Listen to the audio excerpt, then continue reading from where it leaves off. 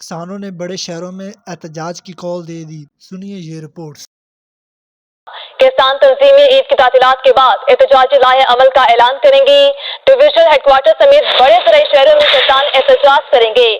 کسان تنظیموں کا گندم سے لدی گاڑیوں کے ساتھ لاہور جا کر احتجاج کرنے پر غور۔ اپوزیشن نے بھی گندم سرکاری خریداری پالیسی کے خلاف پنجاب اسمبلی میں احتجاج کی تیاری کر لی ہے۔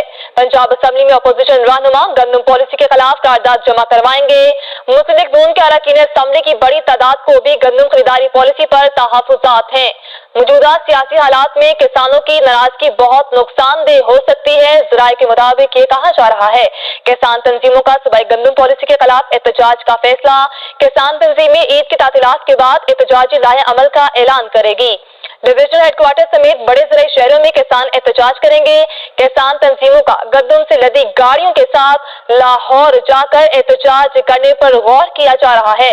اپوزیشن نے بھی گندم سرکاری خریداری پالیسی کے خلاف پنجاب اسمبلی میں احتجاج کی تیاری کر لی۔